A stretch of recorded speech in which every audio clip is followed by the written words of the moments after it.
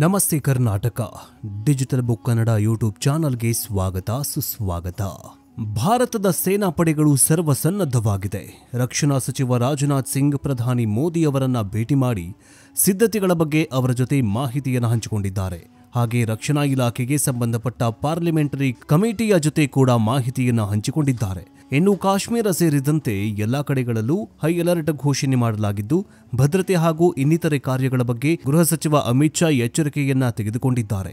ದೇಶದಲ್ಲಿ ಅವಿತುಗೊಳಿತಂತಹ ಎಲ್ಲ ಪಾಕಿಸ್ತಾನಿಗಳು 29ರ ಒಳಗೆ ನೀವು ನಿಮ್ಮ ದೇಶಕ್ಕೆ ಹೋಗಬೇಕು ಅಂತ ಈಗಾಗಲೇ ಕೇಂದ್ರ ಸರ್ಕಾರ ಎಚ್ಚರಿಕೆಯನ್ನು ಕೂಡ ಕೊಟ್ಟಿದೆ. ಪಾಕಿಸ್ತಾನದ ಎಲ್ಲಾ ಬಾಗಿಲುಗಳು ಈಗ ಸ್ತಬ್ಧವಾಗಿದೆ. ಆದರೆ ಅದೊಂದು ಬಾಗಿಲು ಅಂದ್ರೆ ರಫೇಲ್ ಯುದ್ಧ ವಿಮಾನ ಭಾರತದ ನೆಲದ ಮೇಲೆ ಮತ್ತೆ ಘರ್ಜಿಸುವುದಕ್ಕೆ ಸಿದ್ಧವಾಗಿದೆ. ಆದರೆ ರಫೇಲ್ ಯುದ್ಧ ವಿಮಾನವನ್ನ ಬಿಟ್ಟು ಮತ್ತೊಂದು ಕಡೆ ಭಾರತದ ಮುಂದಿನ ನಡೆಗಳು ಏನು ಅನ್ನೋದು ಕೂಡ ಗೊತ್ತಾಗದೆ ಪಾಕಿಸ್ತಾನ ಕಂಗಾಲಾಗಿ ಹೋಗಿದೆ. ಏನಾದ್ರೂ ಮಾಡಿ ಈ ಬಾರಿ ಭಾರತದಿಂದ ನಮ್ಮನ್ನ ಕಾಪಾಡಿ ಅಂತ ತನ್ನ ಮಿತ್ರ ದೇಶಗಳ ಮುಂದೆ ಅವಲತ್ತುಕೊಳ್ತಾಗಿದ್ದೆ.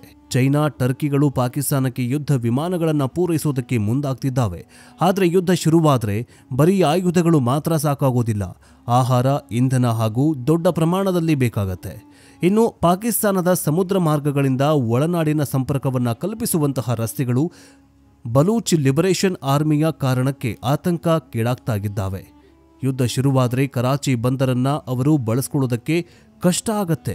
ಗೋದರ ಬಂಧನ್ನ ಈಗಾಗಲೇ ಬಲೂಚಿಸ್ತಾನ್ಗಳು ಅಂದ್ರೆ ಬಲೂಚಿ ಬಂಡುಕೋರರು ನೋಡ್ಕೊಳ್ತಾಗಿದ್ದಾರೆ. ಇದೆಲ್ಲ ಗೊತ್ತಾಗ್ತಾ ಇರೋದ್ರಿಂದಲೇ ಪಾಕಿಸ್ತಾನ ಎಷ್ಟು ಹೆದರ್ತಾ ಇದೆ ಅಂದ್ರೆ ನಮ್ಮಲ್ಲಿ ಅಣ್ವಸ್ತ್ರಗಳಿದಾವೆ, ನಾವು ಅಣ್ವಸ್ತ್ರ ಅಂದ್ರೆ ಪರಮಾಣು ಬಾಂಬ್ ಅನ್ನ ಸಿಡಿಸ್ತೀವಿ ಅಂತ ಹೇಳೋದಕ್ಕೆ ಶುರು ಮಾಡಿದ್ದಾವೆ.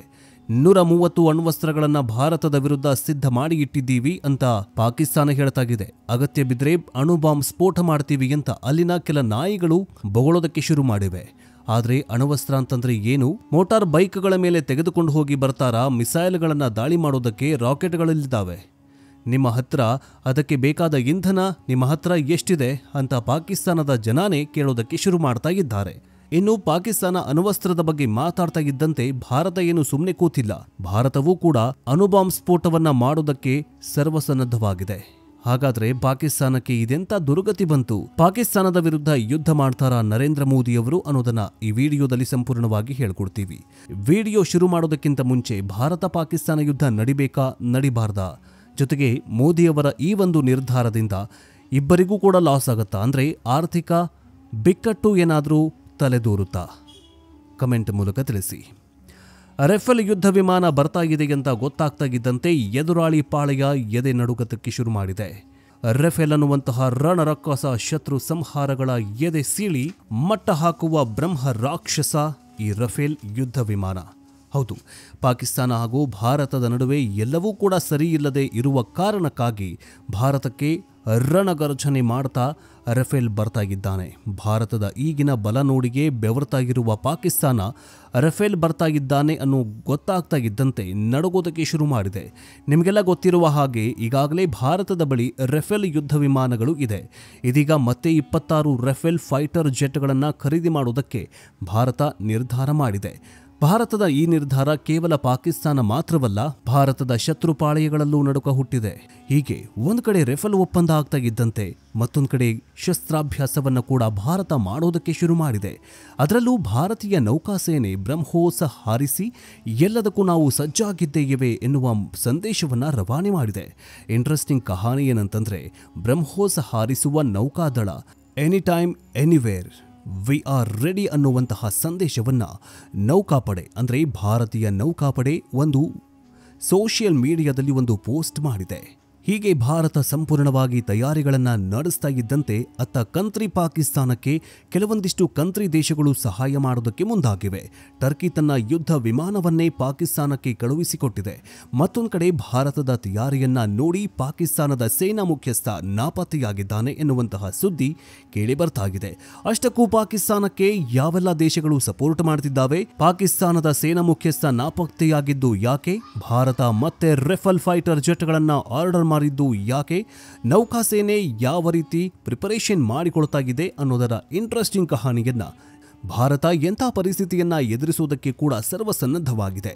ಎಲ್ಲ ಕಡೆ ಯುದ್ಧ ಆಗತ್ತೆ, ಯುದ್ಧ ಆಗೇ ಆಗತ್ತೆ ಎನ್ನುವಂತಹ ಮಾತುಗಳು ಕೇಳಿರ್ತಾ ಇದ್ದೆ. ಎಲ್ಲ ಕಡೆ ಯುದ್ಧ ಆಗತ್ತೆ ಅಂತ ಹೇಳಲಾಗ್ತಾಗಿದೆ. ಯುದ್ಧ ಅಷ್ಟು ಸುಲಭದಲ್ಲಿ ಆಗೋದಿಲ್ಲ ಅನ್ನೋದು ಕೂಡ ನಮಗೆಲ್ಲ ಗೊತ್ತೇ ಇರಬೇಕು. ಯುದ್ಧ ಅಂತಂದ್ರೆ ಅದು ಪಬ್ಜಿ ಗೇಮ್ ಅಲ್ಲ, ಯುದ್ಧ ಅಂತಂದ್ರೆ ಅದು ಕ್ರಿಕೆಟ್ ಗೇಮ್ ಅಲ್ಲ. ಹಾಗೊಂದು ವೇಳೆ ಪಾಕಿಸ್ತಾನ ಮತ್ತು ಭಾರತದ ನಡುವೆ ಯುದ್ಧ ಆಗಬೇಕು ಅಂತಂದ್ರೆ ಇಷ್ಟೊತ್ತಿಗಾಗಲೇ ಆಗಿ ಹೋಗ್ತಾ ಇತ್ತು. ಭಾರತದ ಜಾಗದಲ್ಲಿ ಒಂದು ವೇಳೆ ಇಸ್ರೇಲ್ ಇರ್ತಾ ಇದ್ರೆ ಇಲ್ಲಿವರೆಗೆ ಪಾಕಿಸ್ತಾನ ಎನ್ನುವ ದೇಶವೇ ಇರ್ತಾ ಇರಲಿಲ್ಲ. ಇಸ್ರೇಲ್ ಯಾಕೆ, ರಷ್ಯಾ ಇರ್ತಾ ಇದ್ರೂ ಪಾಕಿಸ್ತಾನವನ್ನ ಸುಟ್ಟು ಭಸ್ಮ ಮಾಡಿ ಹಾಕ್ತಾಗಿತ್ತು. ಆದ್ರೆ ಭಾರತ ಇಸ್ರೇಲ್ ತರ ಅಥವಾ ರಷ್ಯಾದ ತರ ಯುದ್ಧ ಮಾಡೋದಕ್ಕೆ ಸರ್ವಸನ್ನದ್ಧವಾಗಿಲ್ಲ. ಅಂದ್ರೆ ಯುದ್ಧ ಮಾಡುವಂತಹ ನಿರ್ಧಾರವನ್ನ ತೆಗೆದುಕೊಳ್ಳೋದಿಲ್ಲ. ಯಾವ ತಯಾರಿಗಳನ್ನ ಮಾಡಿಕೊಳ್ಳಬೇಕು ಅದಲ್ಲದೆ ಭಾರತ ಖಂಡಿತವಾಗಿಯೂ ಮಾಡಿಕೊಳ್ಳುತ್ತೆ. ಈಗಲೂ ಅಷ್ಟೇ ಯುದ್ಧದ ಸನ್ನಿವೇಶ ಇರೋದ್ರಿಂದ ತನ್ನ ರಕ್ಷಣೆಗೆ ಏನೆಲ್ಲ ಸಿದ್ಧತೆಗಳನ್ನು ಮಾಡಿಕೊಳ್ಬೇಕು ಅದೆಲ್ಲವನ್ನ ಮಾಡ್ಕೊಳ್ತಾಗಿದೆ. ಇದೀಗ ಭಾರತ ತನ್ನ ಸೇನೆಗೆ ಮತ್ತಷ್ಟು ಅಸ್ತ್ರಗಳನ್ನು ಸೇರ್ಪಡೆ ಮಾಡಿಕೊಳ್ತಾಗಿದೆ. ಅದರಲ್ಲೂ ರಫೇಲ್ ಅನ್ನುವಂತಹ ಬ್ರಹ್ಮಾಸ್ತ್ರವು ಭಾರತದ ಸೈನ್ಯವನ್ನ ಸೇರ್ಕೊಳ್ತಾಗಿದೆ. ರಫೇಲ್ ಡೀಲ್ ಮಾಡಿಕೊಂಡಿರುವಂತಹ ಕೇಂದ್ರ ಸರ್ಕಾರ ಬರೋಬ್ಬರಿ ಫ್ರಾನ್ಸ್ ಜೊತೆಗೆ 63,000 ಕೋಟಿ ರೂಪಾಯಿ ಮೊತ್ತದ ಒಪ್ಪಂದವನ್ನ ಭಾರತ ಫ್ರಾನ್ಸ್ ಜೊತೆಗೆ ಮಾಡಿಕೊಂಡಿದೆ. ಈ ಮೂಲಕ ಬರೋಬ್ಬರಿ 26 ರಫೇಲ್ ಫೈಟರ್ ಜೆಟ್ಗಳನ್ನು ಖರೀದಿ ಮಾಡೋದಕ್ಕೆ ಭಾರತ ನಿರ್ಧಾರ ಮಾಡಿದೆ. ಈಗ ನಿಮಗೆಲ್ಲ ಗೊತ್ತಿರಬಹುದು, ಈ ಹಿಂದೆ ಕೂಡ ಭಾರತ ರಫೇಲ್ ಜೆಟ್ಗಳನ್ನು ಖರೀದಿ ಮಾಡಿತ್ತು. ಈಗಾಗಲೇ 36 ರಫೇಲ್ ವಿಮಾನಗಳು ಅಂದರೆ ಯುದ್ಧ ವಿಮಾನಗಳು ಭಾರತದ ಬಳಿಗಿದ್ದಾವೆ. ಇದೀಗ ಮತ್ತೆ 26 ರಫೇಲ್ ಬರ್ತಾ ಇರೋದ್ರಿಂದ ಭಾರತಕ್ಕೆ ಮತ್ತಷ್ಟು ಬಲ ತುಂಬಿದಂತಾಗಿದೆ. ಇತ್ತ ಭಾರತದ ಬಲ ಹೆಚ್ಚಾದರೆ ಅತ್ತ ಪಾಕಿಸ್ತಾನಕ್ಕೆ ನಡುಕ ಶುರುವಾಗಿದೆ. ಒಂದು ಕಡೆ ರಫೇಲ್ ಬರ್ತಾಗಿದ್ರೆ ಮತ್ತೊಂದು ಕಡೆ ಭಾರತದ ನೌಕಾದಳ ಯಾವುದೇ ಸಿಚುವೇಶನ್ ಬರಲಿ ಸಿದ್ಧವಿದ್ದೇವೆ ಎನ್ನುವಂತಹ ಸಂದೇಶ ರವಾನೆ ಮಾಡಿದೆ. ಸಮುದ್ರದ ಮಧ್ಯದಲ್ಲಿರುವ ಯುದ್ಧ ನೌಕೆಗಿಂದ ಬ್ರಹ್ಮೋಸ್ ಮಿಸೈಲ್ ಅನ್ನ ಭಾರತೀಯ ನೌಕಾಪಡೆ ಹಾರಿಸಿಬಿಟ್ಟಿದೆ. ಹೀಗೆ ಆಕಾಶಕ್ಕೆ ಜಿಗಿದ ಬ್ರಹ್ಮೋಸ್ ವಿಡಿಯೋ ಪೋಸ್ಟ್ ಮಾಡಿರುವಂತಹ ಇಂಡಿಯನ್ ನೇವಿ ಯಾವ ಕ್ಷಣದಲ್ಲಿ ಬೇಕಾದರೂ ಯಾವ ತಾಳಿಗೂ ಕೂಡ ಸಿದ್ಧವಾಗಿದ್ದೇವೆ ಅನ್ನುವಂತಹ ಸಂದೇಶವನ್ನು ನೀಡಿದೆ. ಅಂದಹಾಗೆ ಬ್ರಹ್ಮೋಸ್ ಕ್ಷಿಪಣಿ ಭಾರತದ ಬತ್ತಳಿಕೆಯಲ್ಲಿರುವ ಬ್ರಹ್ಮಾಸ್ತ್ರ ಅಂದ್ರೂ ತಪ್ಪಾಗಲಿಕ್ಕಿಲ್ಲ. ಶಬ್ದದ ವೇಗಕ್ಕಿಂತಲೂ ಕಡಿಮೆ ವೇಗದಲ್ಲಿ ಗುರುತಿಸಲ್ಪಡುವಂತಹ ಗುರಿಯನ್ನ ಉಡೀಸ್ ಮಾಡುವ ಸಾಮರ್ಥ್ಯ ಈ ಮಿಸೈಲ್ಗೆ ಇದೆ. ಎಲ್ಲದಕ್ಕಿಂತಲೂ ಇಂಪಾರ್ಟೆಂಟ್ ಏನಂತಂದ್ರೆ ಈ ಕ್ಷಿಪಣಿ ಶತ್ರುಗಳ ರಡಾರ್ ಕಣ್ಣಿನಿಂದ ಸುಲಭವಾಗಿ ತಪ್ಪಿಸಿಕೊಳ್ಳುತ್ತೆ. ಅಷ್ಟೇ ಅಲ್ಲ, ಈ ಕ್ಷಿಪಣಿ ಸಮುದ್ರದ ಒಳಗೆ ಹೋಗಿ ಮತ್ತೆ ಮೇಲೆ ಬರುವ ಸಾಮರ್ಥ್ಯವನ್ನ ಹೊಂದಿದೆ. ಕ್ರೂಸ್ ಕ್ಷಿಪಣಿಯ ವರ್ಗಕ್ಕೆ ಸೇರಿರುವ ಬ್ರಹ್ಮೋಸ್ 800 ಕಿಲೋಮೀಟರ್ ದೂರದಲ್ಲಿರುವ ಗುರಿಯನ್ನ ಧ್ವಂಸ ಮಾಡುವ ಸಾಮರ್ಥ್ಯವನ್ನ ಹೊಂದಿದೆ. ನಿಮಗೆ ಗೊತ್ತಿರುವ ಸಂಗತಿ ಏನಂತಂದ್ರೆ ಬ್ರಹ್ಮೋಸ್ ಕ್ಷಿಪಣಿ ಪಾಕಿಸ್ತಾನಕ್ಕೂ ಕೂಡ ಹಾರಿಸಿತ್ತು. 2022 ಮಾರ್ಚ್ನಲ್ಲಿ ಹರಿಯಾಣದ ಸಾರ್ಸಿನಿಂದ ಬ್ರಹ್ಮೋಸ್ ಕ್ಷಿಪಣಿ ಆಕಸ್ಮಿಕವಾಗಿ ಉಡಾವಣೆಯಾಗಿ ಕೇವಲ 3 ನಿಮಿಷದಲ್ಲಿ 44 ಸೆಕೆಂಡ್ನಲ್ಲಿ 124 ಕಿಲೋಮೀಟರ್ ಕ್ರಮಿಸಿ ಭಾರತದ ಭೂಪ್ರದೇಶದ ಒಳಗಡೆ ಹೋಗಿ ಬಿದ್ದಿತ್ತು. ಇಲ್ಲಿ ಗಮನಿಸಬೇಕಾದ ಸಂಗತಿ ಏನಂತಂದ್ರೆ ಗೆಳೆಯರೆ, ಭಾರತದಿಂದ ಕ್ಷಿಪಣಿ ಪಾಕಿಸ್ತಾನಕ್ಕೆ ಹಾರಬೇಕು ಅಂತಂದ್ರೆ ಹೆಚ್ಚು ಟೈಮ್ ಬೇಕಾಗಿಲ್ಲ. ಹಾಗೆ ನೋಡೋದಕ್ಕೆ ಹೋದ್ರೆ ಭಾರತದ ಕ್ಷಿಪಣಿ ಬಲ ಹೇಗಿದೆ ಅನ್ನೋದು ಪಾಕಿಸ್ತಾನಕ್ಕೆ ಚೆನ್ನಾಗಿ ಗೊತ್ತಿದೆ. ಹೀಗೆ ಭಾರತದ ಬಲ ಹೇಗಿದೆ ಅನ್ನೋದು ಈಗಾಗಲೇ ಪಾಕಿಸ್ತಾನಕ್ಕೆ ಗೊತ್ತಾಗ್ತಾ ಇದ್ದಂತೆ ಪಾಕಿಸ್ತಾನ ಸೈನ್ಯಾಧಿಕಾರಿ ನಾಪತ್ತೆಯಾಗಿದ್ದಾನೆ ಎನ್ನುವಂತಹ ಬ್ರೇಕಿಂಗ್ ನ್ಯೂಸ್ ಬರ್ತಾಗಿದೆ. ಇನ್ನು ಜಮ್ಮು ಮತ್ತು ಕಾಶ್ಮೀರದ ಪಹಲ್ಗಾಂವ್ನಲ್ಲಿ ನಡೆದ ಉಗ್ರರ ದಾಳಿಯ ಬಳಿಕ ಭಾರತ ಮತ್ತು ಪಾಕಿಸ್ತಾನ ನಡುವೆ ಉದ್ವಿಗ್ನತೆ ಹೆಚ್ಚಾಗಿದೆ. ಈ ಯುದ್ಧದ ಭೀಕರತೆ ಯುದ್ಧದ ಕಾರ್ಮೋಡ ಕವಿದಿದೆ. ಈ ನಡುವೆ ಟರ್ಕಿ ಪಾಕಿಸ್ತಾನಕ್ಕೆ ಶಸ್ತ್ರಾಸ್ತ್ರಗಳ ಸರಬರಾಜು ಮಾಡಲ್ಲ ಅಂತ ಹೇಳಿಕೆ ನೀಡಿದೆ. ಇದು ಪಾಕಿಸ್ತಾನಕ್ಕೆ ಬಹುದೊಡ್ಡ ಹಿನ್ನಡೆಯಂತಾನೆ ಹೇಳಬಹುದು. ಭಾರತದೊಂದಿಗೆ ಯುದ್ಧದ ಭೀತಿ ನಡುವೆಯೇ ಟರ್ಕಿ ಪಾಕಿಸ್ತಾನಕ್ಕೆ ಶಸ್ತ್ರಾಸ್ತ್ರಗಳನ್ನು ಕಳುಹಿಸಿದೆ ಎನ್ನುವ ವರದಿಯನ್ನ ಟರ್ಕಿಯಲ್ಲಿ ಭೂಕಂಪ ಸಂಭವಿಸಿದ ಸಂದರ್ಭದಲ್ಲಿ ಭಾರತವು ಸಾಕಷ್ಟು ಸಹಾಯ ಮಾಡಿತ್ತು. ಆದರೆ ಭಾರತದ ರಕ್ತ ಹರಿಸಲು ಟರ್ಕಿಯ ಪಾಕಿಸ್ತಾನಕ್ಕೆ ಶಸ್ತ್ರಾಸ್ತ್ರಗಳನ್ನು ಕಳುಹಿಸಿದೆ ಎನ್ನುವ ವಿಚಾರ ಎಲ್ಲೆಡೆ ಹರಿದಾಡ್ತಾಗಿತ್ತು. ಆದರೆ ಟರ್ಕಿ ಇದಕ್ಕೆ ಸ್ಪಷ್ಟನೆಯನ್ನು ನೀಡಿದ್ದು ನಾವು ಯಾವುದೇ ಶಸ್ತ್ರಾಸ್ತ್ರಗಳನ್ನು ಕಳುಹಿಸಿಲ್ಲ ಅಂತ ಹೇಳಿಕೆಯನ್ನು ಕೊಟ್ಟಿದೆ. ಶಸ್ತ್ರಾಸ್ತ್ರಗಳನ್ನು ಹೊತ್ತ ಟರ್ಕಿಶ್ ವಾಯುಪಡೆಯ C-130 ಸೆಕ್ಯುಲರ್ ಮಿಲಿಟರಿ ಸಾರಿಗೆ ವಿಮಾನ ಭಾನುವಾರ ಕರಾಚಿಗೆ ಬಂದಿಳಿದಿತ್ತು ಎನ್ನಲಾಗಿತ್ತು.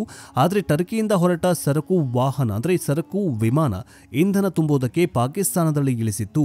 ಯಾವುದೇ ಊಹಾಪೋಹಗಳಿಗೂ ಕಿವಿ ಕೊಡಬೇಡಿ ಅಂತ ಹೇಳಿಕೆಯನ್ನು ಕೊಟ್ಟಿದೆ. ಮುಸ್ಲಿಂ ಬಾಹುಳ್ಯವಿರುವಂತಹ ಈ ಪ್ರದೇಶವು ಭಾರತ ಮತ್ತು ಪಾಕಿಸ್ತಾನದ ನಡುವಿನ ಸುದೀರ್ಘ ಕಾಲದ ವಿವಾದ ಕೇಂದ್ರ ಬಿಂದುವಾಗಿದೆ. ನಡೀತಾ ಇರುವ ಪ್ರಾದೇಶಿಕ ವಿವಾದವು ಈ ಪರಮಾಣು ಮತ್ತು ಶಸ್ತ್ರಾಸ್ತ್ರ ನೆರೆಹೊರೆಯ ನಡುವಿನ ಸಂಬಂಧವನ್ನ ಬಿಗಡಾಯಿಸಿದೆ. ಹೀಗೆ ಭಾರತ ಮತ್ತು ಪಾಕಿಸ್ತಾನದ ನಡುವೆ ಯುದ್ಧದ ಕಾರ್ಮೋಡ ಕವಿದಿದ್ದು ಮುಂದಿನ ದಿನಗಳಲ್ಲಿ ಯಾವೆಲ್ಲ ಅಪ್ಡೇಟ್ಗಳು ಸಿಗುತ್ತೆ ಅನ್ನೋದನ್ನ ಕಾದ್ ನೋಡಬೇಕಾಗಿದೆ.